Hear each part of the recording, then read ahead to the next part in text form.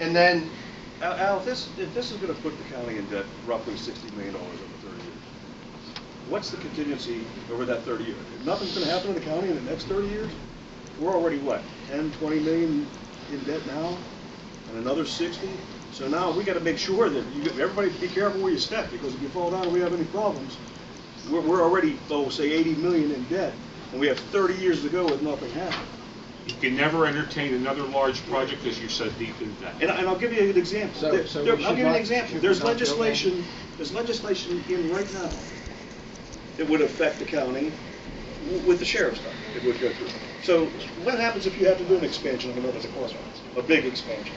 We're supposed to incur more debt then, when we're already this far in? Why not compromise? Why not look at the other options? There is nobody in this room that doesn't believe we can cost effectively find another solution. We've already looked at Band-Aids, and Band-Aids aren't cost effective. Quit using that word. It's a sickening word. Band-Aids and hemorrhaging. Get real. I was not quite finished when Tom did. Here's the photographs. This is Mr. Lasky's business underwater, right adjacent to you. I mean, you just pushed him off to him because you didn't want to look at him. Does it sort of remind you of the property that you're considering for the women's annex that's been underwater twice in the last 10 years, I guess? It's the women's prison on stilts. Yeah, the women's prison on stilts. So this is, I don't know who's making these recommendations or who's selecting these sites, but the annex behind the courthouse, which was implemented, and it holds, I'm not sure exactly, what's it, 80? Around 80. Around 80, has worked. Has not flooded, by the way, since it's been there. Has not flooded. You have property directly behind the courthouse where there's a parking lot that can be utilized. That is in a floodplain.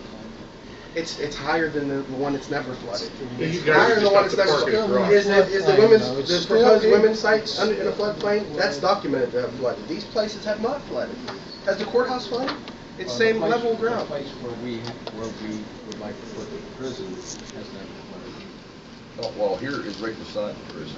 Yeah, I mean, here's some more photos. I mean, It's I'm not not flooding? no floods there. I don't. Well, Looks like I could. Heavy dew. Looks like I could put my Heavy bass dew. boat there and start doing some fishing. That's due diligence. The elevation where the prison is going to go is much higher than these photos.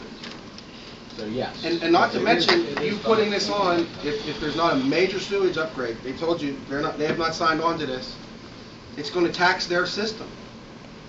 It's going to overtax the sewage system that is existing, which may not be as adequate, or it might need more upgrading as that goes on. Due diligence. You're in the paper saying, I'm excited about this. Did you say that? You're excited about building a prison in Fayette County. I love it. I'm excited about building a facility that's been long overdue. I tell you what I'm tired of. I'm tired of signing POs to other counties for tens of thousands of dollars every month. I'll tell you that. I'm tired of lowering another county's taxes by $250,000. But you still haven't made the argument. I'll tell you that much. You haven't made the argument that that method is more expensive than the unknown. To this date, can somebody please tell me the total cost of this project, the total cost, and the way we're going to pay for it? Now, I hear you say efficiencies, and that sounds like the guy who invented the perpetual motion time machine. It sounds good, but efficiencies? Ow! Think about it. You were an engineer. Efficiencies are going to pay all this debt. Okay. Let me explain. With less employees. You want to know about efficiencies? I know a lot about efficiencies, okay, bud. Let me explain for just a second. No, my question was We have- total cost of the project, method of payment. Total cost of the project is the question. Method of payment for the project is the question. Try not to get distracted. Total cost of the project is going, with all the costs, is going to be $29 to $30 million. That includes the sewage and property and Yes. really $29 million. 29 to Okay. 30 million. $30 million. Which is it? In that range. Okay. We don't have any firm prices The yet. method. Well, then how can you possibly venture a cost if you don't have a firm price? Just like we do in any business proposition, you Guesstimate. do an engineering estimate. Okay, so $30 million is the total We know cost. about what it's gonna cost per square foot for the And, facility. and the we have method of payment, contingencies. it will be, if you're financing $30 million, rough math, $2 million, a little bit more per year for 30 years to pay it back, correct? About 1.8 to 1.9. $2 million per Debt year service. to pay it back. So, until we get to the point where the cost of sending prisoners out reaches $2 million, that's still a bargain. Now, That- let me explain. Well, Let me explain. Give me an opportunity to explain. geez, Al, you've had a year to work out these details, and we still don't know any of the details. But go ahead, please. Let's start with the men's annex. No, let's start with the jail, the whole Okay, project. We'll start with the jail. Our current jail right now, we have about 190 inmates. I there. get all of We- that. we I've have- read all of this. My We have- interest is this: until you reach a point where you're spending more than John, $2.1 million. If you want to hear the facts, just give me an opportunity to speak. Go ahead. The men's annex was built in 2002. It was designed to hold about 75 people. Because it's a separate building, we have to have 2 corrections officers there and a floater that comes around. In an efficiently designed facility, we could watch that same amount of people with 1 corrections officer, 1 post, which means that this men's annex costs us $320,000 a year because of the post, that extra post we have to have there with the corrections officer, 24 hours a day, 7 days a week, 365 days a year. So those costs, labor costs, are $320,000 a year. So in the 12 years that's been in operation, we've spent approximately $3,840,000 more than we needed to, because we have to have additional people there because it's a single standalone facility. Now, if you go to our existing facility, the one that was built 125 years ago, because of the way it was designed, we have people in corners, places where there was never intended to be inmates we have a ratio of inmates to corrections officers of 1 corrections officer for 26 inmates.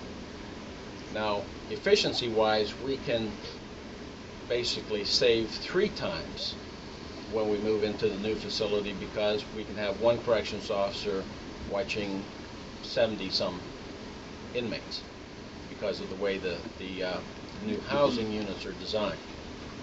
So, and with 190 inmates and the number of corrections officers we can reduce, that's about another $1 million a year we can save. And we're not even talking about the inmates we're sending outside the county. So, yes, we can save about $2.5 million a year just through efficiencies. And we're not even talking about the transportation costs that we're wasting $300,000 a year on by sending inmates out to the various facilities as far away as State College, Indiana, Beaver, Butler, Greene County, and about 6 or 7 facilities that we currently have inmates in today. So, yeah, when I talk about efficiencies, I'm talking about cost savings across the board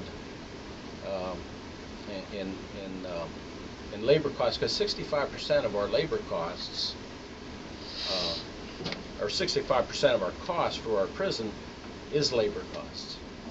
And I'm not touching on the health care that we have to provide for inmates outside the county that we have to pay extra for when we have our own physician and nursing staff here on a already stationed here, probably what, 20 hours a day or whatever it is.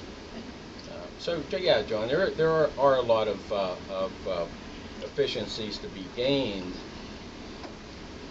You're ignoring, you're ignoring, and we're you're not even ignoring- talking about the programming yet. You're ignoring the 3 hots in a cot factor. Whenever you send prisoners out of town, that reduces your overhead in town. Is that not true? I mean, you're not providing them. No, You're not it managing doesn't. them. No. It doesn't, because we're filled up. We For don't have every any room. space that's vacated, another person is waiting to go in. Okay, but someone, not us, is paying that price, right? No, we are. We pay to send them. Okay, we pay to send them, and that reduces your overhead for holding those prisoners. No, it doesn't, John, because when an inmate leaves the prison, there's a bed that is waiting for somebody else to go in. And you would not send people out if you had vacant beds. That defies logic. That's just not going to happen. So that being said, it is a complete tangible cost because you're paying to transport them, you're paying a fee to the prison to feed and house them. God forbid they get sick, you're paying a fee to the medical service that's involved. You're paying overtime to the guards to transport them, and you're also paying for any other ancillary issues that may happen along the way. There is not a reduction in cost when an inmate is moved from our facility to another facility. Okay, so when you repatriate the prisoners, bring them back to town, is there an additional cost there? Yes, if they have to come back for a hearing, sure. There's guards that have to transport them. But the new prison is going to have a Commonwealth courtroom in it, a magisterial district judge. The efficiencies that Commissioner Ambrosini is speaking of is what is going to make this project a success. Well, for the taxpayers, I certainly hope you're right. It just defies any rational thought that this is going to be somehow free to the taxpayers. That's just me. I guess we'll have to wait and see, huh? There's still cost, though, if you look at it that way. There's still cost. If you have a prison that only holds 300 and you're sending people out, if you have a prison that holds 500, instead of sending them out, you're still housing them then. You're still paying both ways. Any Correct? other